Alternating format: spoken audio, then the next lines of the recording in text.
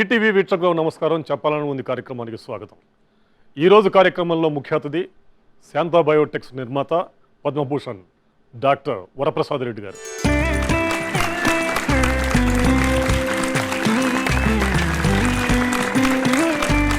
వరప్రసాద్ రెడ్డి గారు, ముఖ్యంగా జీవితంలో స్థిరపడటానికి ప్రభుత్వ ఉద్యోగం కావాలి.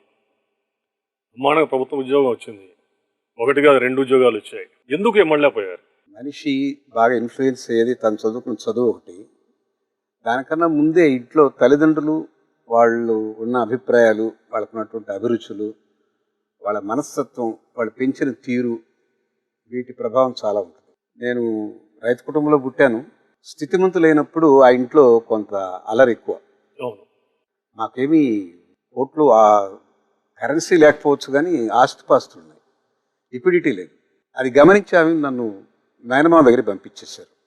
ఆయన కరడు కట్టిన కమ్యూనిస్టు, మహాన్ నియంత్రణ, డిసిప్లిన్ అంటే డిసిప్లిన్, నిజమైన కమ్యూనిస్ట్. ఆయన పెళ్లి పెడాకులు మానేసి పార్టీకి అంకితమైన వ్యక్తి, సుందరయ్య గారి శిష్యుడు.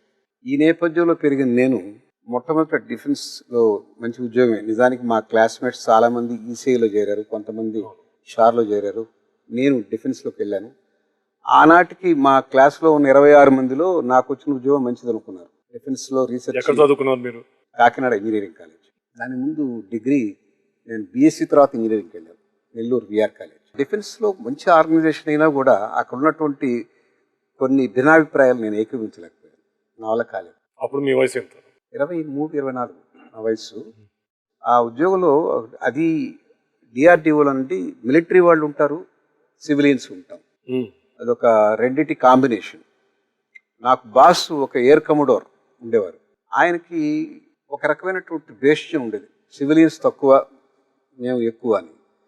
చేస్తున్నటువంటి నా ఆలోచన సరళికి, నేను చేస్తున్నటువంటి ఎక్స్పెరిమెంట్స్కి ఆయన సపోర్ట్ కన్నా కూడా ఎక్కువ విమర్శ, దాన్ని కంట్రోల్ చేసే తత్వం, నేను చెప్పినట్టు వినాలి కానీ నీ సొంత ఆలోచనలు వద్దు అని చెప్పడం, ఇన్ని ఉండేది. 7 ఏళ్ళు చూశాను. చిన్న 6, పెద్ద D. రీసెర్చ్ తక్కువ, డెవలప్మెంట్ ఎక్కువ. ప్రాథమిక ఉద్దేశం కంట్రీ ఎవరి మీద ఆధారపడకుండా రక్షణ వ్యవస్థ స్వావలంబన, స్వయం సమృద్ధి సాధించాలి. అది లేదు. చివరికి మేము చేసే ఎక్స్పెరిమెంట్స్ ఫలితాలు వచ్చినా ఏదో ఇంపోర్ట్ చేసుకునేవాళ్ళు అయిపోయేది. మీకు తెలుసు ఎందుకు ఇట్లా చేస్తారు. దాన్ని పర్యవసానం ఏంటంటే విదేశీ వస్తువులు, దాని మీద వ్యామోహం, అక్కడ మళ్ళీ కమిషన్లు, పాడు, ఇట్లాంటి నేపథ్యం నాకు నచ్చలే. దానికి అల్టిమేట్గా ఒక లైన్ ఎక్కడ వచ్చిందంటే, నేనేదో ఒక సొల్యూషన్, చాలా అద్భుతమైన సొల్యూషన్ ఆవిష్కరిస్తే చాలా తక్కువ ఖరీదు, వాళ్ళు $4-5 మిలియన్ పెట్టి ఇంపోర్ట్ చేసుకోవాలన్న దానికి 22,000 రూపాయలతో నాకు ఒక సొల్యూషన్ దొరికి అది చెప్తే అది వాళ్ళు అనుమతించలేదు. కనీసం పేపర్ని రాద్దామని అంటే దానికి అనుమతించలేదు. మాకు ఒక R&D డైజెషన్ ఉంటుంది, దాంట్లో అది రిస్ట్రిక్టెడ్ సర్క్యులేషన్, బయట ప్రపంచానికి కాదు, మనం ఆవిష్కరించిన ఆలోచనలు. అది కూడా ఆయన ఒప్పుకోలేదు. కానీ చివరికి నేను నా ఆవిష్కృతం ఆయన పేరుతో వచ్చింది. ఆ రోజు నేను బై బై చెప్పేసి వచ్చేసాను. చౌర్యం, ఎంత చౌర్యం అనేది, ఆలోచన చౌర్యం అనేది, భావ చౌర్యం అనేది మామూలే. నేను ఇవాళ ఉన్న డిఆర్డిఓని విమర్శించడం లేదు. ఆనాటి పరిస్థితి నేను చెప్పే 71, 72, 73. కానీ అక్కడే నాకు అద్భుతమైన వ్యక్తులు తారసపడ్డారు. కలాం గారు, ఆయన డిఆర్డిఏలో ఉన్నారు, నేను డిఎల్ఆర్లో ఉన్నా. 2 అనుబంధ సంస్థలే, కానీ ప్రాజెక్టు ఒక కామన్ ప్రాజెక్ట్ లేదు, షేప్ ప్రాజెక్ట్. అప్పుడప్పుడు ఆయన దాని ఇన్స్పెక్షన్కి వచ్చేవారు. డైరెక్టర్, నేను చాలా జూనియర్ ఫెలో, నాకు ఆయనకి అంతరం చాలా ఉంది, అది నేను క్లెయిమ్ చేయకూడదు. నేను సహచరులు అని. ఆయన వచ్చి ఎంకరేజ్ చేసే తీరు నాకు భలే నచ్చేది. రెండవది స్టేట్ గవర్నమెంట్లో ఉద్యోగం, అది కూడా మంచి ఉద్యోగం. రామ్కే వేప గారు ఇప్పుడు ఆయన టెక్నికల్ పర్సన్ అయ్యి ఉండి IAS చేశారు. ఆ కారణంగా నేను టెక్నికల్గా ఇంజనీరింగ్ తెలుసుకుని, మాకు ఒక ఇంజనీర్ లాంటి వాళ్ళు, ఎలక్ట్రానిక్స్ వాడు కావాలరా, నువ్వు వచ్చి జాయిన్ కాదు, ఆంధ్రప్రదేశ్ ఇండస్ట్రియల్ డెవలప్మెంట్ అంటే అప్పుడు ఆ రోజుల్లో కొత్త కాన్సెప్ట్ ఆయన ఆవిష్కరించారు, జాయింట్ వెంచర్. కానీ అది జరగలేదు. మంత్రి గారి బామ్మర్ది, సెక్రటరీ గారి తోడలు, ఎవరు వీళ్ళు వచ్చేవాళ్ళే కానీ నిజమైన ఎంటర్ప్రినర్ కోసం వాళ్ళు చూడలే. నన్ను దాంట్లో అట్లా జాయింట్ వెంచర్స్లో నామినీ డైరెక్టర్గా పెట్టి దాన్ని హెల్త్ ఆఫ్ ది ఆర్గనైజేషన్ చూడమని చెప్పేవాళ్ళు. నా అనుభవంలో నేను ఉన్నటువంటి 5-6 కంపెనీకి నామినీ డైరెక్టర్గా నేను చూస్తే అంత దగా, మోసం. ఎన్ని రోజులు ఉన్నారు దీంట్లో? అక్కడ 7 ఏళ్ళు, ఇక్కడ 7 ఏళ్ళు, అది 7 years ఇచ్చి ఒక సందర్భంలో నన్ను ఏదో ఒక నోట్ రాయమన్నారు మా బాసు. నేను సీఎం గారి కోసం, రామారావు గారు ముఖ్యమంత్రి. అది ఒక thinking and sensing computers project. హిందూలో వచ్చేది అది. ఒక కాలం సైన్స్ అండ్ టెక్నాలజీ. అవును అవును. మండే వాళ్ళు రాసిన ఆర్టికల్ ఏంటంటే రాబోయే రోజుల్లో థింకింగ్ అండ్ సెన్సింగ్ అంటే ఇప్పుడు ఇవాళ మనం ఆర్టిఫిషియల్ ఇంటెలిజెన్స్ అంటున్నాం. అవును. ఆనాటికి ఆ పేరు లేదు. రాబోయే 30 ఏళ్లలో థింకింగ్ అండ్ సెన్సింగ్ కంప్యూటర్స్ వస్తాయి. దానికోసం R&Dగా $3 trillion సమీకరించడానికి 3 కంపెనీలు ముందుకు వచ్చినాయి. వాళ్ళు కలిసి చేస్తారు. ఒకటి జాపనీస్ కంపెనీ, 2 అమెరికన్ కంపెనీస్ అని రాశారు ఆర్టికల్. మా బాస్ అండర్లైన్ చేసి, work sir come and give me note on this, I want go to CM, you will have this project అన్నారు. Andhra Pradesh industrial development corporation budget 10 కోట్లు. దాని జీతాలకే సగం పోద్ది. మిగతా సగం అనేక రంగాలకు సంబంధించినటువంటి ప్రాజెక్టులకి సీడ్ మనీ ఇవ్వాలి. Textiles, chemicals, pharmaceuticals, steel industry, electronics, you name it అన్నీ. మరి ఇన్నిటికీ సరిపడా వాళ్ళు సాలిన 5 కోట్లు కన్నా పెట్టలేరు. ఇది $3 trillion over period of 30 years, 3 major companies, research. అదేం ప్రోడక్ట్ కాదు.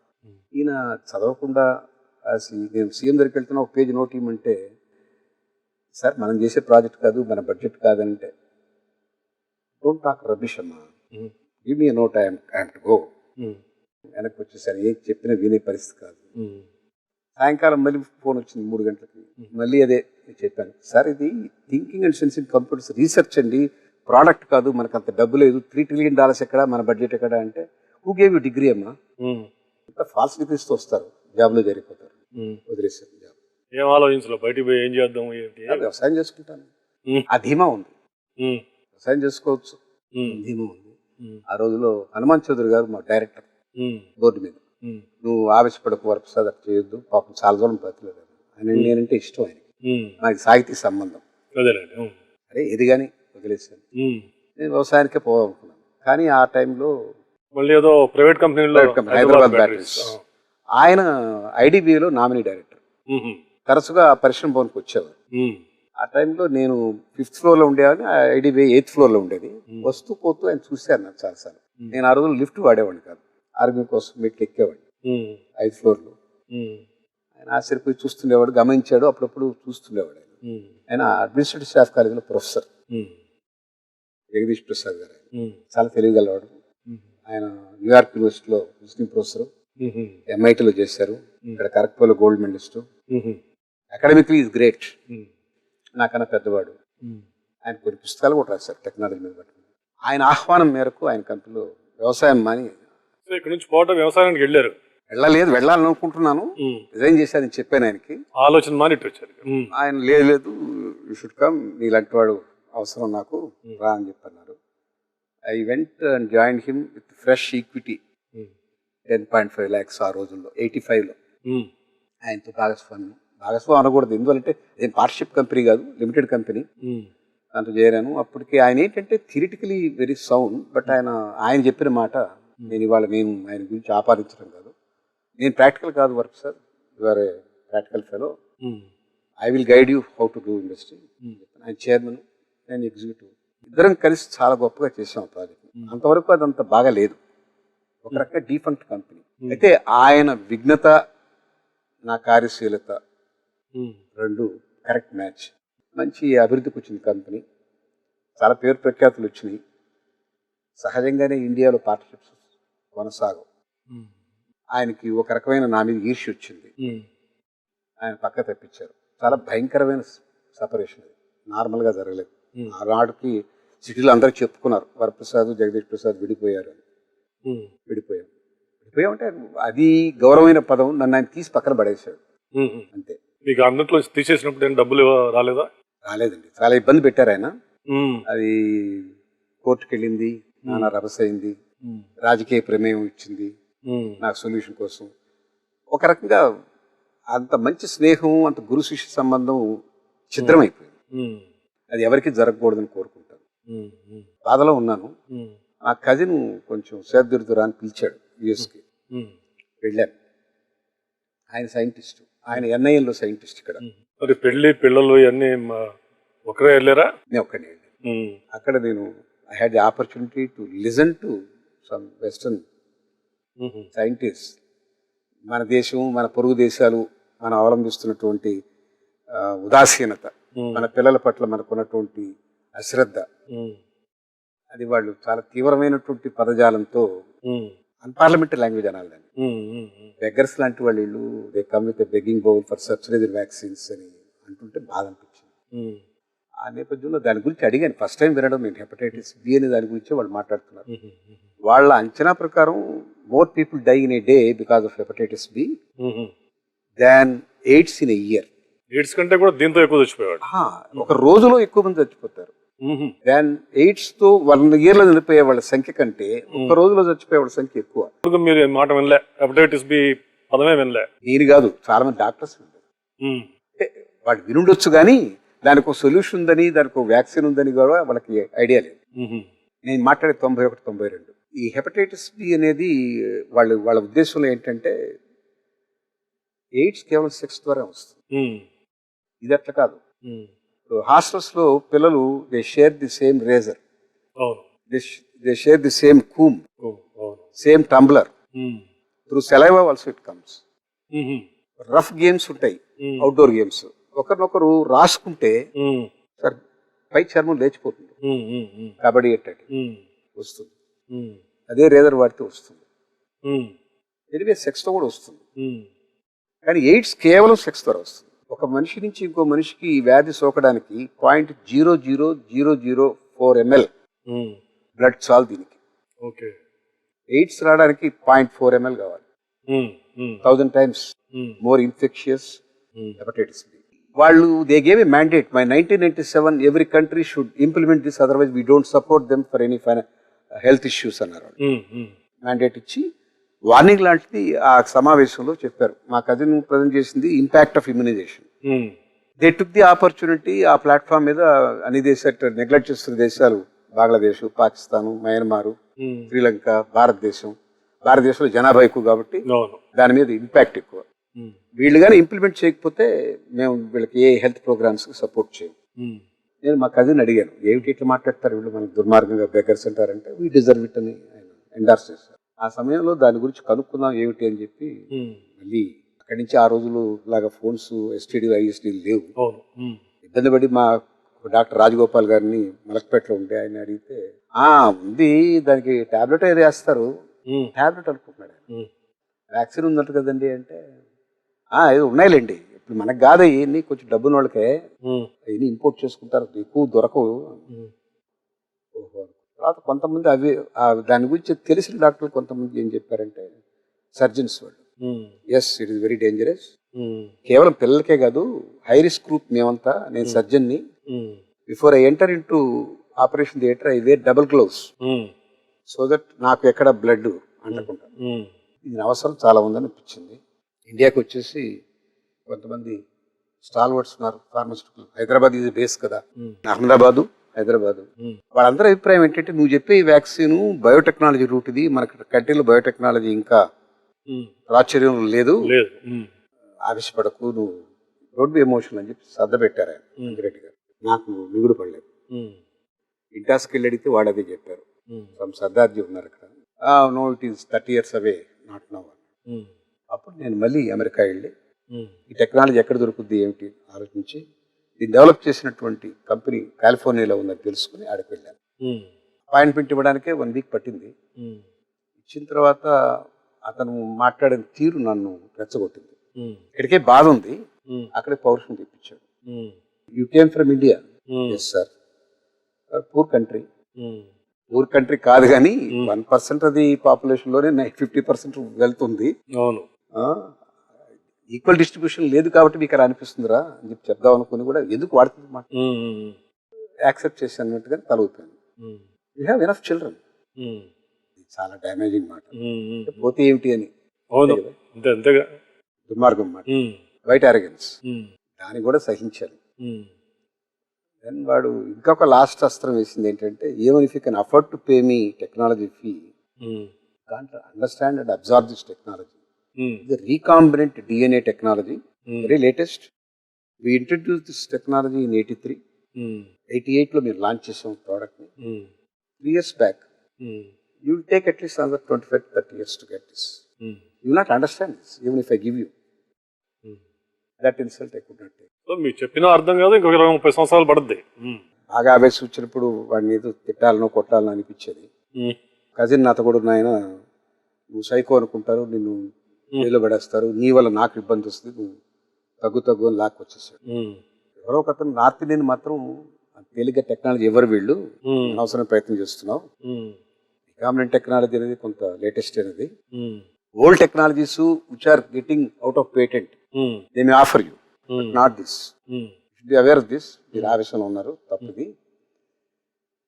ఏముంది, డెవలప్ చేసుకోవచ్చు ఇండియాలో అని ధైర్యం చెప్పాడు ఆయన. టెక్నాలజీ అంటే ఏమిటి, డిఫరెంట్ బ్లాక్స్ ఉంటాయి, డిఫరెంట్ స్టేజ్స్ ఉంటాయి. ఒక బ్లాక్ మీరు సాధించుకుంటూ పోతే నెక్స్ట్ బ్లాక్ వెళ్తారు. అద్భుతమైన సలహా ఇచ్చాడు, అద్భుతమైన సలహా. అంతే, వచ్చేసాను. వచ్చి ఉస్మానియా యూనివర్సిటీలో మల్లారెడ్డి గారిని అప్రోచ్ అయితే, ఆయన ఎందుకు అప్రోచ్ అయ్యానంటే ఆయన అడపదడప కలిసేవారు. ఆయన కూడా సాహితీ ప్రియుడు. నా సాహిత్యం నాకు చాలా ఉపయోగం చేస్తుంది, అనేక మందిని పరిచయం చేసింది. నరసింహారావు గారితో కూడా పరిచయం చేసింది. మా దగ్గర ఖాళీగా ల్యాబ్, ఖాళీ రూమ్ ఇస్తాను, ఇప్పుడు అయినా ఎక్కడ కడతావు, టైం ఎక్కడ ఉంది, ప్రారంభించు. నీ దాని గురించి ఏం తెలియదు అన్నావు కదా, మా లైఫ్ సైన్స్లో ఒక అసిస్టెంట్ ప్రొఫెసర్ ఉన్నారు ఒక ఆమె నీకు గైడ్ చేస్తారు. గీతా శర్మ గారు అని ఒక అసిస్టెంట్ ప్రొఫెసర్ ఇక్కడ. నాకు దాని మీద ఓనమాలు, అంటే నేనేం నేర్చుకోవడానికి కాదు, అసలు ఏమిటి లైఫ్ సైన్సెస్లో నేను ఈ అప్లికేషన్ పెట్టాలి, ఇది తయారు చేయాలనుకున్నాను, ఏమిటి దీంట్లో ఉన్నటువంటి స్టెప్స్ ఏమిటి అని అడిగితే ఆమె ప్రాజెక్ట్ రిపోర్టే రాసిచ్చారు. దాన్ని మళ్ళీ వెయిట్ చేసాం, వేరే ఇంకొక ఎక్స్పర్ట్ దగ్గరికి వెళ్ళి డిపార్ట్మెంట్ ఆఫ్ బయోటెక్నాలజీ అప్లై చేసాం. మాకు మనుషులు కావాలి కదా. అప్పుడు ఎక్స్పీరియన్స్ ఉన్నవాళ్ళు ఇండియాలో ఎవరు లేరు, బయోటెక్నాలజీ కంపెనీ లేదు. అవును, లేనప్పుడు దాని హ్యాండ్స్ ఆన్ ఎక్స్పీరియన్స్ వాళ్ళు ఎవరు దొరుకుతారు? అదొక సమస్య ఫస్ట్ మాకు అనిపించింది. అప్పుడు ఆయన సలహా మేరకు అల్యూమిని లిస్ట్ తెప్పించి ఎంత వెళ్ళిపోయారు. ఎంఎస్సీ చేసాక పిహెచ్డీకి ఎక్కడికో వెళ్ళిపోయారు, అమెరికా వెళ్ళారు, జర్మనీ వెళ్ళారు, ఫ్రాన్స్ వెళ్ళారు. ఒక 63-70 మందికి ఉత్తరాలు రాశాను, దేశభక్తి పూర్వక ఉత్తరం. మీరంతా ఇక్కడ చదువుకున్నారు, మీ తల్లిదండ్రులు ఇచ్చిన ₹1,00,000 మీకు డిగ్రీ రాలేదు, సొసైటీ కూడా మీకు కంట్రిబ్యూట్ చేసింది ట్యాక్స్ పేయర్స్ అని, మీరు తిరిగి ఏమి సొసైటీకి చెల్లించకుండా వెళ్ళిపోయి మీ దారి మీరు చూసుకున్నారు, ఈ దేశానికి ఏమైనా ఎప్పుడు చేస్తారు, చేసేటట్టు నుంచి మా లాంటి వాళ్ళు ఎప్పుడు అమెరికా వస్తే మాకు బాలసుబ్రహ్మణ్యం క్యాసెట్ తీసుకురా, పుల్లారెడ్డి స్వీట్స్ తీసుకురా, ఎంతకాలం ఇక్కడి నుంచి పొందుతారు, ఎప్పుడు తిరిగి ఇస్తారు అని ఉత్తరాలు రాస్తే కొద్దిమంది రెస్పాండ్ అయ్యారు. 2-3 వచ్చి జాయిన్ అయ్యారు కూడా. 3 జాయిన్ అయ్యారు కానీ 2 వెళ్ళిపోయారు మళ్ళీ తిరిగి. అంటే వీడికి ఏమి ఇన్ఫ్రాస్ట్రక్చర్ లేదు, వీడికి కబుర్లు రాయడం అనుకున్నారో లేకపోతే ఆవేశంలో ఉన్నాడు ఎందుకులే అనుకున్నారు. ఒక అతను మాత్రం ఉండిపోయారు. అట్లా మనుషుల్ని కొంచెం కొంచెం పోయాడు. టీమ్ బిల్డింగ్ చేశాను. దీనికంతా ఫైనాన్స్ ఎక్కడి నుంచి? మీరు మా తండ్రి గారిని అడిగితే ఇది ఏమో ఇక్కడ మా పాత కంపెనీలో ఇరుక్కుపోయింది, రాలేదు. నాకు రావాల్సిన మొత్తం 1.6-1.7 దాకా వచ్చి ఉండాల్సింది న్యాయబద్ధంగా.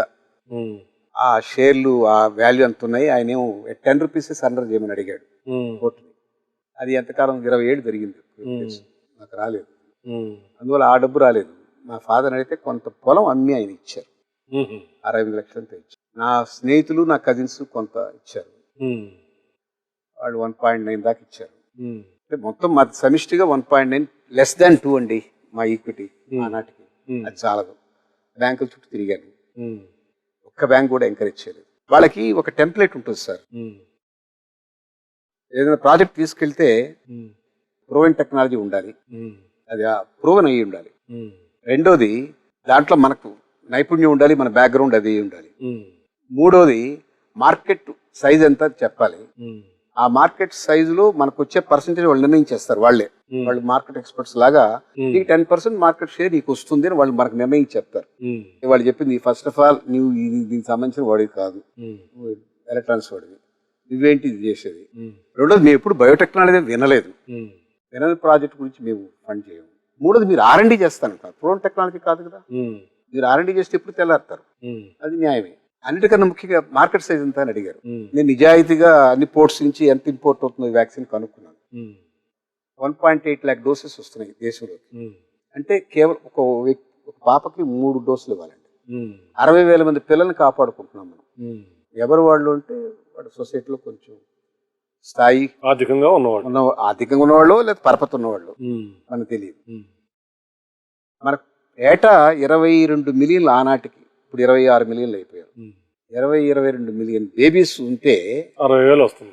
60,000 వస్తున్నాయి. 22 మిలియన్ 2.2 crores చిల్డ్రన్. ఎన్ని డోసులు కావాలి? ఇంటూ 3 6.6 crores కావాలి. వాడా లెక్కేసుకోడు. 1.8 మిలియన్ వస్తుంది, 1.8 lakh డోస్ వస్తున్నాయి. నువ్వు మహా అమ్మితే 18,000 అమ్ముతావు. నువ్వేదో చాలా ఆదర్శంగా అది ఇంపోర్టెడ్ వ్యాక్సిన్ 840 రూపాయలు ఉంది కదా, నువ్వు ఎంత కమ్మాలనుకున్నావు అన్నాడు. నా ఉద్దేశం మిగతా వ్యాక్సిన్లు మిగతా ఉన్నాయి కదా, BBC, BCG vaccine, MMR vaccine, ఇవన్నీ ఆ వ్యాక్సిన్లు 50 రూపాయలు, 40 రూపాయలు, 50 రూపాయలు. ఇది కూడా అదే రీతికి ఇవ్వాలన్నటువంటి గుడ్డి నిర్ణయం. ఆ ప్రాజెక్ట్ కాస్ట్ తెలుసు కాదు, ప్రాజెక్ట్కి అవసరమైనటువంటి నిధులు ఎంత అవసరమో తెలుసు కాదు, ఆ ప్రోడక్ట్ ఎంత వాల్యూ అవుతుందో కూడా తెలుసు కాదు. మిగతా వ్యాక్సిన్తోనే ఇది కూడా అంతే ఉండాలి. బ్లైండ్ కాల్ ఆవేశంగా తీసుకున్నాం. అది ఎంటర్ప్రీనియర్ కాల్ కాదు. నేను 50 అంటున్నాను, 18,000 డోసులు, 18,000 ఇంటూ 50. నువ్వు నన్ను అడిగే లోన్ ఏమో 15 కోట్లు. ఎట్లా తీరుస్తావా? నేను ఓడిపోయాను. ఆర్గ్యుమెంట్ నేను నిలవలేను కదా. మరి ఎట్లా సార్ ఎవరో ఒకరు చేయాలంటే, లేదండి కుదిరేది కాదు. ఆ రకంగా ఐడిబిఐ, ఐఎఫ్సిఐ, ఆంధ్ర బ్యాంక్ అన్ని ఎవరు ఇవ్వలేదు. ఆ సమయంలో ఈ స్నేహితులు ఇచ్చిన 2 కోట్లతోని మల్లారెడ్డి గారి, వైస్ ఛాన్సలర్ గారి సౌజన్యంతో ఆ ల్యాబ్లోనే కొనసాగించాం. దాన్ని రీఫర్బిష్ చేసుకున్నాం ఆ ల్యాబ్ని. 1 year జరిగిన తర్వాత మాకు ఓమాన్ నుంచి ఫారిన్ అఫేర్స్ మినిస్టర్కి మా వ్యవహారం తెలిసి, ఆయనకి ఎలా తెలుస్తుంటే, నరసింహారావు గారు ఆయన ఇద్దరు విదేశాంగ మంత్రులు పనిచేస్తారు. ఈయన మనకు ఫారిన్ అఫేర్స్ మినిస్టర్ వచ్చేసారు.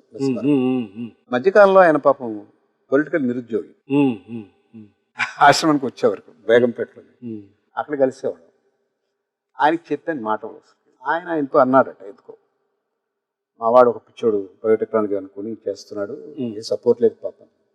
అయితే నాకు తెలుసు దాని గురించి, నాకు హెపటైటిస్ బి చాలా ఉధృతంగా ఉంది, వాళ్ళ దేశంలో ఉంది, మాకు కావాలి వ్యాక్సిన్, ఇంపోర్ట్ చేసుకుని చాలా ఖరీదు అది అని చెప్పి అతను వచ్చాడు పర్సనల్. ఇంపోర్టెడ్ వ్యాక్సిన్ ఖరీదు ఎంత?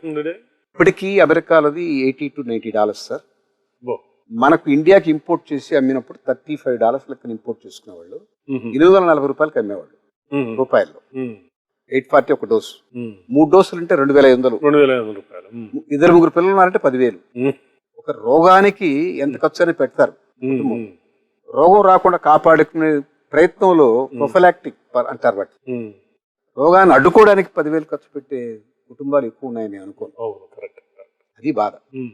సో ఆయన వచ్చి పర్సనల్ కెపాసిటీతో నాతో కూర్చొని మాట్లాడారు. నాకు భయం అప్పటికే, మా పార్ట్నర్షిప్ సరిగా లేదు కదా, చిత్రమై ఉంది, ఆ అనుభవం ఉంది, ఆ గాయం ఉంది. లేదు నేను ఆక్రమించడానికి రాలేదు. But at the same time I'm from a royal family. I can't be 1% lower than you and I don't want to be 1% hire than you. Equal. నువ్వు 2 కోట్లు, నీవు నీ సహచరులు, నేను 2 ఇస్తా, మనం ఈక్వల్ పార్ట్నర్షిప్. నీకు కావాల్సిన లోన్ నేను ఏర్పాటు చేస్తాను నా పర్సనల్ గ్యారెంటీ మీద అని అన్నారు ఆయన. ఒమాన్ నుంచి ఆయన బ్యాంక్ నుంచి లోన్ ఇప్పించారు 15 కోట్లు. విపర్యం చెప్తాను, ఎయిడ్స్ గురించి చాలా ప్రచారం ఉంటుంది. మన గవర్నమెంట్ ఖర్చు పెట్టింది కాదండి ఆ ప్రచారం. ఇతర దేశస్తులు వాళ్ళు they want to have safe haven't here and they visit India. ఎక్కడన్నా వాళ్ళు పొరపాట్లు చేస్తే వాళ్ళకి అంటుకోకుండా ఎయిడ్స్, వాళ్ళు బలవంతంగా మనకు లోన్ ఇచ్చి మనల్ని ప్రచారం చేయమన్నారు. Have condoms. సిగ్గు లేకుండా మనం బస్సుల మీద రాసుకున్నాం, మీరు కండోములు వాడండి, హ్యావ్ సేఫ్ సెక్స్ అని. దాని మీద బోళంత ఖర్చు పెట్టారు. నేను విమర్శ చేస్తే, అది మన డబ్బు కాదులేండి, మనం అప్పు తీర్చుకుంది, మనం అప్పు తీర్చేయాలి వాళ్ళకి అన్నారు. దీని మీద హెపటైటిస్ మీద ఎక్కడ అవేర్నెస్ లేనే లేదు. అన్యాయం కదా. ఎక్కడ దీని మీద ఏ రకమైన అవగాహన కల్పించలేదు. మీరు స్టార్ట్ చేసిన తర్వాత పత్రికల్లో రాయటం మొదలుపెట్టారు. ఇది క్రియేట్ చేసినటువంటి మాయ రోగం లేదు, ఇది వర్క్సార్ డబ్బులు తప్పించుకోవడం చేశారు. ఆ సమయానికి ఫారిన్ ఎక్స్చేంజ్ క్రంచ్ ఉంది కాబట్టి గవర్నమెంట్ దాని ఇమ్యూనిటీ షెడ్యూల్లో పెట్టలేదు. ఇది తక్కువ రేటుకి రూపాయలుగా దొరికితే ఇమ్యూనిటీ షెడ్యూల్లో పెడతారు కదా గవర్నమెంట్. మిగతా ఇచ్చినట్టే, బీసీజీ పెట్టినట్టే, ఎంఎంఆర్ ఇచ్చినట్టే, రుబెల్లా ఎన్ని ఇస్తున్నారు. ఇది కూడా దాంట్లో పెట్టేస్తే ప్రతి బిడ్డకి అందుతుంది. ఇది నా సంకల్పం. ఆ సంకల్పానికి రేట్ తగ్గాలి, రూపాయలు దొరకాలి. ఈ 2 సాధించగలిగాం. 5.5 సంవత్సరం అవస్థపడ్డాం. ఎన్ని సంవత్సరాలకు వచ్చింది మార్కెట్లోకి మీరు మొదలుపెట్టిన? 92 నుంచి ఈ రంధిలో ఉన్నానండి. 93 మార్చికి నాకు కంపెనీ రిజిస్ట్రేషన్ అయింది. 97 ఆగస్టుకి, అంటే 92 నుంచి 97. నేను దీని మీద ఫస్ట్ ఎక్స్పోజ్ 91 అక్టోబర్. సో ఈ క్రమంలో మీకు ఏమన్నా ఇబ్బందులు బాగా ఎదురయ్యా? అనేక ఇబ్బందులు. ఒకటి ఫైనాన్స్, ఆయన వచ్చిన దాకా గతిమతి లేదు. తర్వాత అన్నిటికన్నా ముఖ్యమైనది, ఇది ఈ ప్రోడక్ట్ హెల్దీ బేబీకి వెళ్తుంది పుట్టిన కొన్ని క్షణాల్లో. అంటే దీనికి ఒక వ్యవస్థ ఉండాలి కదా, టెస్ట్ చేసి మంచిది అని. దాన్ని నియంత్రించేటటువంటి వ్యవస్థ drug control general of India. వాళ్ళకి ఇది అవగాహన లేదు. వాళ్ళ దగ్గరికి వెళ్ళి కూర్చొని అడిగితే, అది joking, you want to make a vaccine that to recombinant, don't waste our time. నేను హెల్త్ సెక్రటరీ కోసం అపాయింట్మెంట్ పెడితే ఆ రోజు Javed Chaudhary health secretary, union health secretary, don't waste my time, don't talk jokes with me, get out. Department of బయోటెక్నాలజీకి వెళ్ళాను. వాళ్ళు కూడా దీని గురించి సపోర్ట్ లేదు. ఏంటంటే ఇది ఇంతకుముందు ఎవరు చేయలేదండి వ్యాక్సిన్. అవునండి, R&D అందుకే చేస్తున్నాను. ప్రెసిడెన్స్ లేని దగ్గర మేము సపోర్ట్ చేయమండి. అంటే రీసెర్చ్ కూడా ప్రెసిడెన్స్ ఉండాలన్నటువంటి దౌర్భాగ్య మనస్థితి ఆనాటి. పెళ్లి చేసుకోవడానికి వెళ్తున్నాను అనుకోండి, ఇంతకుముందు పెళ్ళి అయింటే మీకు పిల్లలు ఇస్తామనంటే ఎట్లా? ఇది కాక నేను అప్లికేషన్ పెడితే నా అప్లికేషన్ ఆ రోజు ఎంత లైసెన్సులు తీసేసామని చెప్పినా ఇంకా లైసెన్స్ రాజు కొనసాగుతూనే ఉంది. దీనికి నాకు ఇన్ని డోసులు కావాలి వెళ్తే వాళ్ళు దాని ఎక్కడో ఏ డిపార్ట్మెంట్కి వెళ్ళిపోయింది. నేను అడిగింది genetically engineered hepatitis B vaccine. అంటే దాంట్లో ఇంజనీరింగ్ అనే పదం కనిపించింది వాళ్ళకి. వెంటనే అది పికప్ చేశారు. నా అప్లికేషన్ ఇంజనీరింగ్ డిపార్ట్మెంట్కి వెళ్ళిపోయింది. ఎక్కడైతే మోటార్స్, ట్రక్స్ అవి తయారు చేస్తారో ఆడికి వెళ్ళింది. కనపడదు. 2 నెలలు 3 నెలలు మళ్ళీ రెండో అప్లికేషన్, అది కనపడదు. చివరికి నేనే వెళ్ళి అక్కడ ఎవరో తెలుగు ఆయన ఉంటే ఆయన పట్టుకొని వెతికితే దొరికింది. నేను అడిగింది, మనకు సుమారుగా 100 మిలియన్ డోసెస్ తయారు చేయాలి నా సంకల్పం. నువ్వు ఫస్ట్ 10 మిలియన్ చేయి, తర్వాత చూద్దాం అంటాడు. నేను 10 మిలియన్ కన్నా ఎక్కువ ఇచ్చింది లేదు, ఎవరికి ప్రెసిడెన్స్ లేదంటాడు. ఈ ప్రెసిడెన్స్ అనే మాట గవర్నమెంట్ లో ఒక జాడ్యం, ఒక వ్యసనం. అది ఆ మాట వాడకుండా ఉండలేరు. ఇది తర్వాత ఒక ల్యాబ్ కట్టాలంటే ఒక నమూనా ఉండాలి. First of it's kind trial and error మీద కట్టాం. చాలా మంచిగా కట్టగలిగాం. ఇట్లా ఫైనాన్స్ లేదు, నాకు ఎక్స్పీరియన్స్ లేదు, హ్యాండ్స్ ఆన్ ఎక్స్పీరియన్స్ ఉన్నట్టు పీపుల్ లేరు, విధి విధానాలు లేవు. అన్నిటికన్నా ముఖ్యంగా గవర్నమెంట్ లో దీని గురించి స్పందన లేదు. మొత్తం వ్యవహారంలో ఫ్యామిలీ సపోర్ట్ ఎలా ఉంది? చాలా వాళ్ళు భరించారు నన్ను. అంటే నా తత్వం మొదటి చిన్నప్పటి నుంచి ఎరుగుదురు కాబట్టి, నన్ను కట్టుకున్న ఆవిడ కూడా మా మేనత కూతురే కాబట్టి, ఇతను ఒక రకమైన నిర్ణయానికి వస్తే ఇతను మారడు. అసంతా అనవసరం ఆర్గ్యుమెంట్. తల్లిదండ్రులు, నేను ఏకైక సంతానం కాబట్టి నాకు ఎప్పుడు వాళ్ళు పాపం ఏనాడు ఎదురు చెప్పలేదు. మా అమ్మకి మంచి అవగాహన ఉండేది. మా నాన్న మా అమ్మని ఫాలో అయ్యేవాడు. మా నాన్న దృష్టిలో మా అమ్మ తనకన్నా తెలివైనది అని. మీరు ఇదంతా చేస్తున్న క్రమంలో అప్పటికే రిప్యూటెడ్ కంపెనీస్ ఉన్నాయి కదా, వాళ్ళు ఏమైనా మొదలు పెట్టారు దీన్ని? చాలా తాపరతంపరగా వచ్చినాయి. మేము లాంచ్ చేసిన తర్వాత ప్రతి ఒక్కరు ఒక బయోటెక్ డివిజన్ స్టార్ట్ చేశారు. 8 కంపెనీలు తయారు చేయడం మొదలెట్టాయండి. ఎప్పుడు ఒక గేమ్ లో అందరూ కరెక్ట్ గా ఆడరు, కొంతమంది ఫౌల్ ప్లేయర్స్ ఉంటారు. అవును. ఈ వ్యాక్సిన్ లో ఒక విశేషం చెప్పాలి మీకు. ఇక్కడ వ్యాక్సిన్ 50 రూపాయలకి ఎలా ఇవ్వగలిగారు? 8 రూపాయలు మీరు అడగొచ్చు. నిజానికి దాంట్లో ఆ బాటిల్లోకి వెళ్ళినటువంటి ఆ మందు, ఆ ఫ్యూ డ్రాప్స్ 3 ml ఉంటుంది, 2 రూపాయలు కనుక ఖరీదు. మరి దాన్ని కరెక్ట్ గా ఉందో చెక్ చేయడానికి పాటించాల్సినటువంటి ప్రోటోకాల్స్, టెస్టింగ్ మెకానిజం ఇంచుమించుగా 16-17 టెస్టులు ఉన్నాయి. అవి చేయడానికి ఒక 20 రూపాయలు. దానికి ఒక వయలు, దానికి ఒక రబ్బర్ స్టాపరు, దానికి ఒక సీలింగు, దానికి ఒక కార్టను, దాంట్లో లిటరేచర్ ఇన్సర్ట్, ఇవన్నీ కలిసి ఒక 3 రూపాయలు 2 రూపాయలు అవుతాయి. అన్ని కలిపి 35 రూపాయలు. 50 రూపాయలు కన్నా మేము నష్టపోలే. మీరు ఇది తయారు చేస్తున్న దశలో ఇంపోర్ట్ చేసుకుంటా ఉన్నారు. సో ఇదేమన్నా వస్తే అది తగ్గిపోద్దని ఏమైనా సాబటైజ్ చేసే ప్రయత్నాలు జరిగినాయా? జరిగింది. అదే చెప్తున్నాను. ఇప్పుడు ఫౌల్ ప్లేయర్స్ వచ్చి ఈ టెస్ట్ 20 రూపాయలు సేవ్ చేసుకుని టెస్ట్ చేయకుండా మార్కెట్ రిలీజ్ చేసేవాడు. నాకన్నా తక్కువ 35 రూపాయలకి ఇచ్చారు. నేను 50 రూపాయలకి లాంచ్ చేస్తే 35 రూపాయలకి ఇచ్చే కంపెనీలు కూడా ఉన్నాయి. ఈ టెస్ట్లు ఏమి ఉండవు? ఉండవు. దైవాధీనం, బతికి పోతాడు లేకపోతాడు. ఈ రకమైన మార్కెట్ చూశాక భయం వేసింది నాకు. మనం వీళ్ళతో కంపీట్ చేయలేము. నేనే అసలు ఆదర్శంగా పెట్టాను. ఇంతకన్నా తగ్గించడానికి నేను ఎక్కడ కాంప్రమైజ్ కావాలి? వేరే షుడ్ కట్ ది కార్నర్స్. నేను టెస్టింగ్ మానేయాలి. ఇది కుదరదని నేను WHO ప్రీ క్వాలిఫికేషన్కి వెళ్ళాను. అంటే వాళ్ళు అదొక పెద్ద ప్రాసెస్. 2 ఏళ్ల పాటు మా ప్రాసెస్ ని, మా ప్రెమిసెస్ ని, మా పీపుల్ ని, ముగ్గురిని చూస్తారు. 2 ఏళ్ల పాటు గమనిస్తారు. వీళ్ళ ప్రాసెస్ బాగుందా లేదా, వీళ్ళ ప్రెమిసెస్ అనుకున్న పద్ధతిలో విదేశీ ప్రమాణాలతో ఉందా లేదా, తర్వాత పీపుల్ వీళ్ళతో ట్రైన్డ్ పీపుల్ కాదా చూసి వాళ్ళు క్వాలిఫై చేస్తే I'm entitle to export. UNICEF మా దగ్గర కొనడం మొదలెట్టింది. ఆ ప్రాసెస్ మొట్టమొదటి చేసిన కంపెనీ శాంత. అయితే ఇక్కడ ఒక విషయం చెప్పాలి. ఆ ఇంటర్నేషనల్ అక్రెడిషన్ తెచ్చుకున్నాక మన బిడ్డల కన్నా బయట బిడ్డలకి ఎక్కువ వెళ్ళింది. నేను మన బిడ్డల కోసంగా పెద్ద ప్రయత్నం చేసి ఆనాటి హెల్త్ మినిస్టర్ అన్బుమణి రామదాస్ గారు సహకరించలేదు. ఆయన చాలా ఎక్స్పెక్ట్ చేశాడు నా దగ్గర నుంచి. నేను ఇవ్వనన్నాను. మన బిడ్డలకు అందలేదు. దయనీయమైన పరిస్థితి ఏంటంటే మన నైబరింగ్ కంట్రీస్ మనకన్నా వైజ్ఞానికంగా, సామాజికంగా, ఆర్థికంగా వెనకబడ్డ దేశాలు మన దగ్గర కొనుక్కొని వాడుకున్నారు. బంగ్లాదేశ్, పాకిస్తాన్, నేపాల్, పాకిస్తాన్ మన ఎనిమిటీ కంట్రీ. వాజ్పేయి గారు లాహోరు బస్సు ఇనిషియేటివ్ తీసుకున్న టైంలో వాళ్ళు అడిగితే, ఈ వ్యాక్సిన్ అడిగితే మనం ఫ్రీగా డొనేట్ చేశాం. కానీ మన బిడ్డలకు లేదు. నాకు ఒకసారి టెక్నాలజీ అవార్డు ఇచ్చినప్పుడు వాజ్పేయి గారు 11 లక్షలు సైటేషన్ ఉంటాయి. సార్, ఈ 11 లక్షలు నాకు వద్దు, మీరే తీసుకోండి ప్రైమ్ మినిస్టర్ మీదకి, ఈ వ్యాక్సిన్ వాడండి. మీరు నాకు ఎందుకు ఇచ్చారు అవార్డు, టెక్నాలజీ అవార్డు? ఏదో గొప్ప పని జరిగింది ఈ దేశంలోనే కదా. అది చాలా రేర్ అవార్డు అండి. మన దేశంలో టెక్నాలజీ అవార్డు పొందిన కంపెనీలు కొన్నే ఉన్నాయి, 10-12 ఉన్నాయి. ఒకసారి వస్తుంది ఎవరికైనా. మాకు 2 సార్లు వచ్చింది. టాటాస్ కూడా ఒకసారి వచ్చింది, రేవా కార్కి. మాకు రెండోసారి ఇచ్చినప్పుడు అప్పటికి వాడలేదు వాళ్ళు. రెండోసారి ఇచ్చినప్పుడు నాకు ఈ అవార్డు వద్దన్నాను.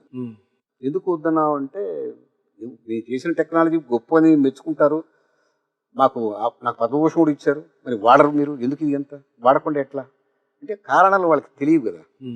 అప్పుడు నేను వారి సెకండ్ అవార్డుకి పోకపోయినప్పుడు ఆయన సుధీంద్ర కులకర్ణి గారు, వారి స్పెషల్ అసిస్టెంట్ వాజ్పేయి గారికి, ఆయన పిలిచి అడిగితే చెప్పాను, పరిస్థితి మీరు అంటే తప్పకుండా చేద్దామన్నారు, చేయలేకపోయారు.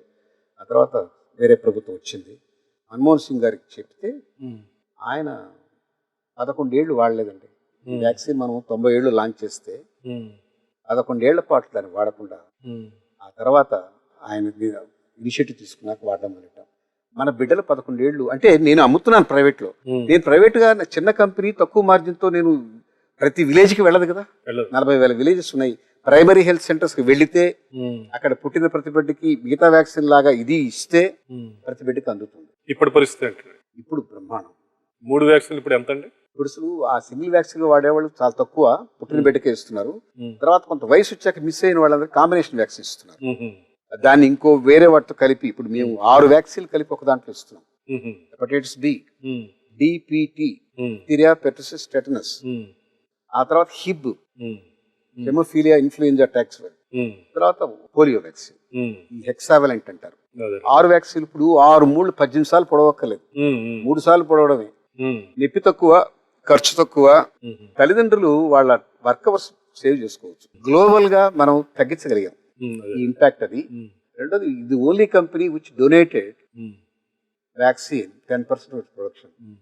బెగ్గర్ అన్న లేబుల్ తీసేసుకుని డోనార్ అన్న లేబుల్ తగ్గించుకోగలిగాం. అది నాకు సో పెద్ద పోరాటం చేశారు, చాలా పెద్ద పోరాటం.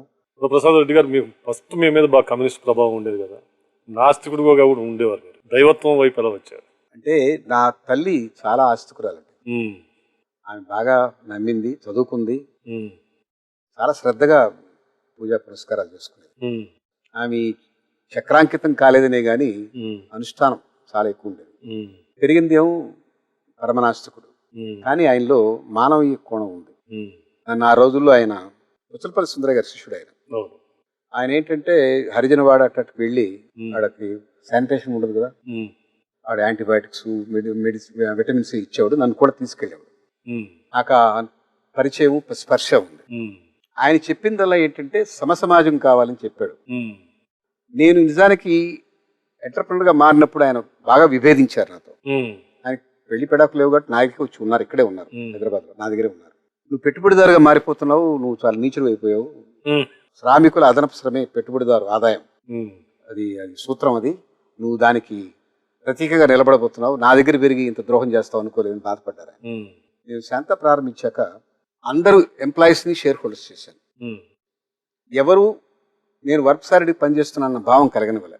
నేను నాకే పని చేస్తున్నాను, మేమంతా ఇది మా కంపెనీ, నేను కూడా షేర్ హోల్డర్ అన్న భావం కలిగింది. వాళ్ళందరికీ ప్రతి ఒక్కటి, వాళ్ళకి ట్రాన్స్పోర్ట్ కానీ, భోజనాలు కానీ, అన్ని, వాళ్ళ పిల్లల ఎడ్యుకేషన్ కానీ, ఇన్సూరెన్స్ కానీ అన్నీ చేశాను.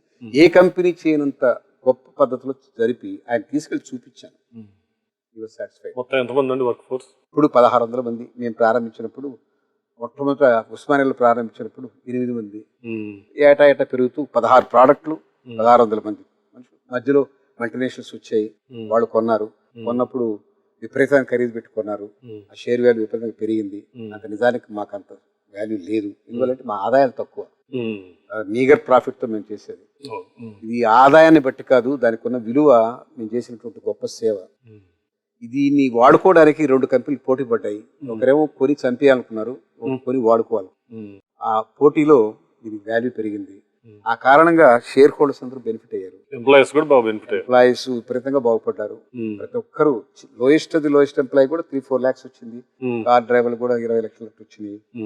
Highest employed paid people vice president లెవెల్లో కోట్లు సంపాదించుకున్నారు. మా పిల్లలు దాని షేర్ హోల్డర్స్ వాళ్ళకి బాగా పోలిన డబ్బు వచ్చింది. ఫౌండర్ గా నేను అమ్మకూడదు కాబట్టి అమ్మను కాబట్టి ఉన్నాను. నేను అమ్ముకున్నా, నేను కోటీశ్వరుని. కానీ ఉద్దేశం ఏంటంటే ఇక్కడ సంపద పెంచడం పంచడం 2 జరిగింది. అది మా మామ సిద్ధాంతానికి అనుగుణంగా. మా అమ్మ కోరిక ప్రకారం నేనే వీర పూజలు చేయలేదు. మా అమ్మ చెప్పిన దైవీ గుణాలు, దేవుడు ఉన్నాడో లేదో తెలియదు కానీ దైవీ గుణాలు ముఖ్యం అని చెప్పి నేను వంట పెట్టించుకొని ఎవరితో అయినా సౌమ్యంగా మాట్లాడడం, సౌజన్యంగా ఉండడం, కరుణ, క్షమ, ఓపిక, సహనం ఇవన్నీ అలవర్చుకున్నాను. ఒకప్పుడు కొంచెం తీక్షణంగా ఉండేవాడిని. ఈ గవర్నమెంట్తో కనీసం 100 మంది చంపేయాలన్నటువంటి నక్సలైట్ భావాలు ఉండేవి. అవన్నీ పక్కకి నెట్టేసి ఆమె చెప్పినటువంటి దానికి లోబడి ఈ రకమైనటువంటి జీవనానికి వచ్చాక మనశ్శాంతి, నాకు సంగీతంతో సాహిత్యంతో ముడిపెట్టుకుని చాలా హాయిగా ఉన్నాను. మా అమ్మ సిద్ధాంతం మోహన్ రాగం అంటే బాగా అయ్యో ప్రాణం. నాకు ఆ రాగాల గురించి తెలియని వయసులోనండి దారిన పోతున్నప్పుడు ఇక్కడ మంచి పాట రేడియోలో వింటే ఆ గోడ దగ్గర నిలబడిపోయి ఆ పాట అంతా ఇందాక ఉండి వెళ్ళేవాడిని. కలెక్ట్ చేసుకునే వయసు, దానికి తగిన సామగ్రి ఆపరేటర్స్ అంతా వచ్చినాయి. 2-in-1s అన్ని రావడం వదిలింటే అది నేను ఇంజనీరింగ్కి వచ్చినాక చూశాను. అనపర్తిలో ఇంపోర్టెడ్ గుడ్స్ అమ్మేవాళ్ళు. రికార్డ్ చేసుకోవడం పెట్టాను. నాకు ఇష్టపడ్డ పాటలన్నీ నేను రాగం ఏదో తెలియకుండా రికార్డ్ చేసుకున్న తర్వాత నేను కొంత వీణ నేర్చుకోవడానికి రాగం గురించి అవగాహన వచ్చాక చూస్తే అన్ని మోహన్ రాగాలు. వీణ నేర్చుకున్నారా? ఎక్కువ నేర్చుకోలేదండి. నాకు పరిమితంగా నాకు టైం ఉండేది కాదు. ఎక్కువగా నేను ఆఫ్ షోర్కి వెళ్ళిపోయేవాడిని. డిఫెన్స్లో పనిచేస్తున్నప్పుడు నేర్చుకున్నాను. పాడగలరా?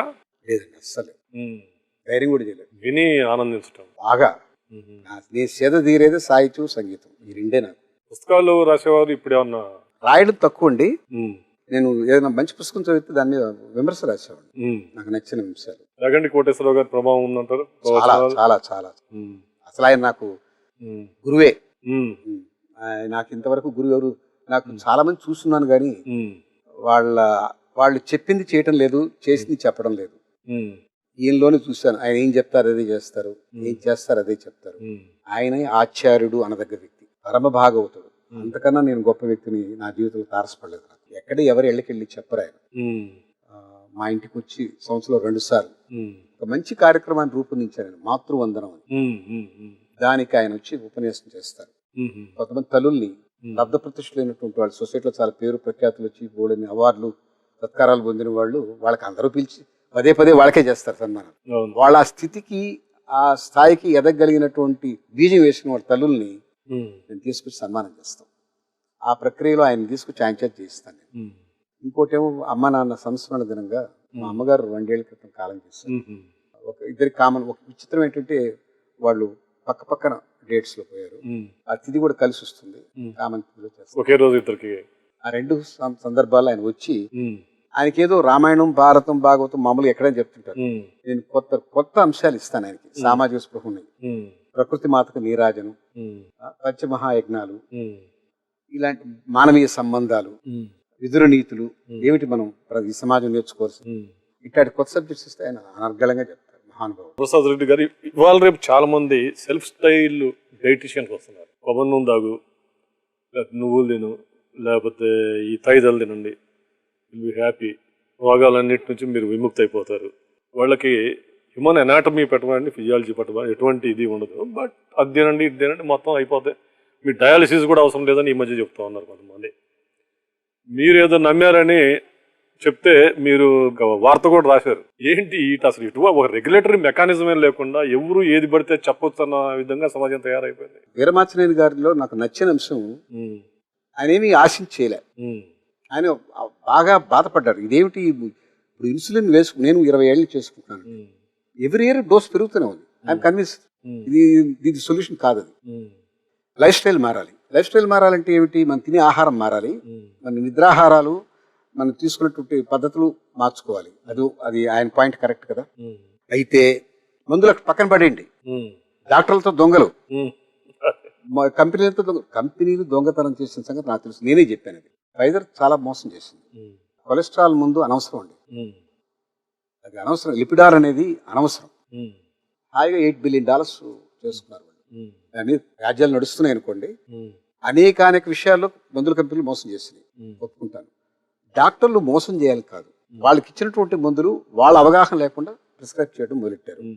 వాళ్ళకే అర్థమైంది ఇది ఎప్పటికీ తగ్గేది, ఒకసారి వస్తే పెంచుకుంటూ పోవడమే డోసు చచ్చేదాకా. దీని మీద మార్పు రావాలని ఆయన సూచన మాత్రం కరెక్ట్. కానీ మందులు పక్కన పడేయండి అంటే కుదరదు. నా అనుభవమే, నాకు తగ్గలేదు. పక్కన పడేస్తే నాకు నా ఐ డాక్టర్, నాకు చూసే డాక్టర్ కాసు ప్రసాద్ రెడ్డి గారు, అయ్యా నీకు రెటినోపతి వచ్చేస్తుంది, కళ్ళు పోతాయి, వీరికి మూర్ఖం మానేయండి అన్నారు.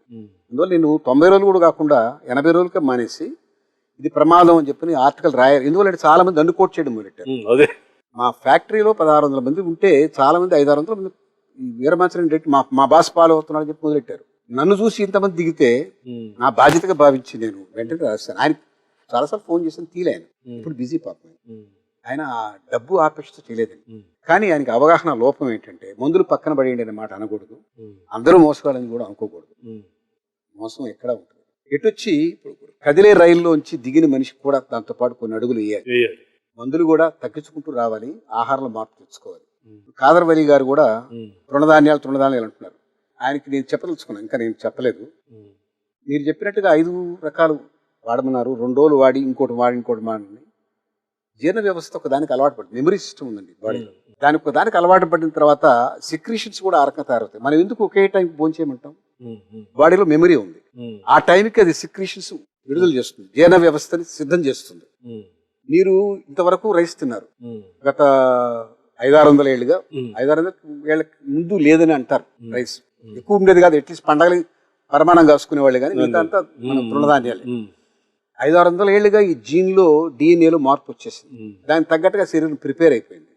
ఇవాళ దీన్ని మీరు ఒక్కసారిగా మానేస్తే తట్టుకోలేదండి. కానీ అసలు పాలు ఏదాగుతుంటున్నారు? దాని మీద పాలు మీద మాత్రం భిన్నాభిప్రాయాలు ఉన్నాయండి. పాలు సమీకృత ఆహారం అని మన సైన్స్ చెప్పినా పాలు తాగడం దోషం అని మన పురాణాల్లో ఉంది. అది కేవలం ఆవుకే, ఆవు బిడ్డకే, నీకు కాదు. అది నీవు తల్లిస్తన్యం నుంచి దూరం అయ్యాక నువ్వు పండ్ల మీద, కూరగాయల మీద, భూమి నుంచి వచ్చినటువంటి వస్తువుల మీద ఆధారపడాలి. మాంసాలు తినమని చెప్పలేదు. గుడ్డు కూడా వద్దంటాడు ఆయన. గుడ్డులో కూడా బోడంత ప్రోటీన్ మంచిది ఉంది అని చెప్తున్నారు. కాకపోతే స్వేచ్ఛగా తిరిగిన కోడి పెట్టిన గుడ్డు కాదు, స్ట్రెస్ తో కూడినటువంటి. మీకు విశేషం చెప్పాలంటే జంతు హింస మంచిది కాదని అంటారు కదా, దానికి ఒక సైంటిఫిక్ రీజన్ కూడా ఉంది. మీరు తెగ నరుకుతున్నప్పుడు ఆ బాడీలో విచిత్రమైనటువంటి భయం వచ్చి చాలా ఎంజైమ్స్ ఊరుతాయి ఆ జంతువులో. అవన్నీ విషతుల్యాలు. ఎడనాయిడ్ మనం భయపడ్డప్పుడు ఏమొస్తుందండి మన శరీరంలో? మన హార్ట్ అటాక్స్ ఎందుకు వస్తున్నాయి? మనం భయపడ్డప్పుడు, ఒక వస్తువు గురించో ఒక విషయం గురించో భయపడ్డప్పుడు అడ్రినలిన్ ఉత్పత్తి అవుతుంది. Adrenaline is not good for heart. అదొక విషంతో సమానం. అది శరీరాన్ని ప్రిపేర్ చేయడానికి తయారవుతుంది. ఆ జంతువుని మనం నరకడానికి కూర్చున్నప్పుడు దాంట్లో ఈ రకమైన విషయాలు తయారవుతాయి. అవి వండుకొని తింటున్నాం మనం. అవన్నీ స్ట్రెస్, దాని తాలూకు క్యాన్సర్స్, దాని తాలూకు అన్ని తేడా వచ్చేస్తుంది మొత్తం. అందువల్ల ఏంటంటే ఇవన్నీ వద్దని అంటారు. గుడ్డు కూడా ఇప్పుడు వచ్చే గుడ్డు అంతా ఏమిటి? ఫామ్ గుడ్డు. దాన్ని పకడ్బందీగా బంధించేసి దానికి ఊపిరాడని కేజెస్ లో పెట్టి ఒక స్ట్రెస్ లో అది రిలీజ్ చేస్తుంది. బోర్డు ఆహారం తినకపోయినా కొట్టి దాన్ని ఎట్లా మొత్తం మీద ఏం చేస్తారో తెలియదు, కానీ స్వేచ్ఛగా జరిగిన వ్యవహారం కాదు. ఆ గుడ్డు కూడా స్ట్రెస్ లో ఉంటుంది. దాంట్లో ఉన్నటువంటి ఎంజైమ్స్ కూడా శరీరానికి పెద్దగా మేలు చేయకపోవచ్చు అని ఒక భావన. కరెక్టే కావచ్చు, కానీ నాకు సైంటిఫిక్ గా నా దగ్గర సమాధానం లేదు. కొన్నాళ్ళు హాసం పత్రిక నడిపారు, 5 ఏళ్ల పాటు నడిపారు. అది సెల్ఫ్ సస్టైన్ కాలేదు. ఏ ఇనిషియేటివ్ కూడా ఎంత ఆదర్శంగా మీరు చేసినా సెల్ఫ్ సస్టైనబిలిటీ లేకపోతే కుదరదు. నేను 48 నెలలు చేశాను, 50 లక్షల దాకా పోగొట్టాను. నాకు డబ్బు కోసం చేయలేదు, పత్రిక బాగుండేది, మంచి అభిరుచితో చేసిన పత్రిక. దానికి అభిరుచి లేక కాదు, కానీ చాలా మంది ఎలా తయారంటే స్నేహితులే, బాగుంది కాపీలు 10 కాపీలు పంపించు, 20 కాపీలు పంపించు, ఎలా నిలబడుతుంది? కొన వాళ్ళకన్నా అందిపుచ్చుకున్న వాళ్ళు ఎక్కువ. ఇప్పుడు మన దగ్గర అనేక ప్రాంతాల్లో రైతు ఆత్మహత్యలు, విపరీతమైన స్ట్రెస్, అగ్రేరియన్ స్ట్రెస్ మూలంగా రైతులు పాపం అగ్రికల్చర్ సస్టైన్ కాలేక ఆత్మహత్యలు చేసుకుంటా ఉన్నారు. స్టూడెంట్స్ అంతే, విద్యార్థులు కూడా మార్కులు, స్ట్రెస్, ఉద్యోగం రాదేమో అని భయం, తల్లిదండ్రులు నా మీద విపరీతమైన ఆశలు పెట్టుకున్నారు, వాటిని మీరు తీర్చలేమో అన్న భయం, వీటితో పోతూ ఉన్నారు. వీళ్ళకి మీరు ఎటువంటి మెసేజ్ ఇవ్వండి? మీ శీర్షిక చెప్పాలని ఉంది. అవును, నాకు చెప్పాలని ఉంది ఒక విషయం. చెప్పాలి. మన విద్యా విధానం చాలా లోపభూయిష్టం. ప్రధానంగా ఒక పౌరుడు ఒక బేబీగా తల్లి ఒడి నుంచి బయటకు వచ్చిన తర్వాత తల్లి నేర్పే సంస్కారం ఒకటి ఉండాలి. తొలిబడి అదే కదా, అమ్మ ఒడే. అమ్మఒడి. ఇవాళ కుటుంబంలో స్త్రీ తన బిడ్డని ఒక వివేకవంతుడైనటువంటి బిడ్డగా ఎదగాలని కోరుకోవాలి, కానీ మార్కులు తెచ్చుకుని అక్కర మార్కులుగా ఎదగాలని కోరుకోకూడదు. తల్లిలో మార్పు రావాలి. తల్లి తండ్రి వాళ్ళు కూడా ఎట్లా తయారు, అరే నీకు 99.5 అని రాకపోతే నీ మొహం నాకు చూపించదు, నీకు ఐఐటీలో సీట్ రాకపోతే నీ మొహం నేను చూడను అనే తల్లిదండ్రులు తయారయ్యారు. ఇలాంటి విద్యాలయాలు కూడా తయారైనాయి. నాకు ఇంజనీరింగ్ కాలేజ్ సీట్ వచ్చిందంటే నాకే 99 పాయింట్ రాలేదండి, నాకు వచ్చింది 64.3%. కానీ ఇంజనీరింగ్ కాలేజ్ సీట్ వచ్చింది. ఇవాళ 99.99, 99.923 థర్డ్ డెసిమల్కి వెళ్ళిపోయినాయి. ఇట్లాంటి విద్యా వ్యవస్థ మార్కుల కోసమే పుట్టినటువంటి విద్యా వ్యవస్థ. మార్కులు ఉంటేనే లేకపోతే నీకు జీవితం లేదని చెప్పేటటువంటి వాతావరణం క్రియేట్ చేసిన ఈ విద్య, ఇలాంటి పరిస్థితి మన విద్యామంతులు వీళ్ళంతా ఆలోచించాలి. చాలా లోపభూయిష్టంగా ఉంది. ఇక్కడి నుంచి ఈ విద్యాలయం నుంచి బయటకు వచ్చిన విద్యార్థికి ఏ రకమైనటువంటి నైతిక బలం లేదు, ఏ రకమైనటువంటి వెన్నుపూస లేదు. అమ్మో నాకు 99 రాకపోతే వెంటనే ఊరేసుకుంటాడు వాడు. ఎందుకంటే ఆ రకంగా తల్లి చెప్పింది, తండ్రి చెప్పాడు, గురువు చెప్పాడు, వాడు చదువుకొని ఆ ఇన్స్టిట్యూట్ చెప్పింది. విద్య అంటే వినయం అన్న విషయం మర్చిపోయారు. విద్య అంటే గురువు అని గుర్తుపెట్టుకోవాలని మర్చిపోయారు. మన సమాజం ఉంది, మన దేశం ఉంది, మన మాతృభూమి ఉంది, మన మాతృభాష ఉంది. ఇవన్నీ ఎవరు చెప్పేవాళ్ళు లేరండి. అందుకే నేను చాగంటి వారిని అంతగా ఎందుకు అభిమానిస్తానంటే ఆయన ప్రవచనాలని నేను విద్యార్థులకు పనికొచ్చేటువంటి విషయాల్ని సమగ్రంగా తీసి ఎడిట్ చేసి ఒక 500 స్కూళ్ళకి నేను పంపిస్తున్నాను. నాకు చెప్పాలంటే ఏంటంటే ఇవాళ ఇంత దయనీయమైన పరిస్థితి, విద్యార్థులు ఉన్నారు, రైతులు ఉన్నారంటే మనకు సరైన నాయకత్వం లేదు. స్టూడియోకి వచ్చి అనేక విషయాన్ని మా వీక్షకులతో పంచుకున్నందుకు ధన్యవాదాలు. నమస్కారం.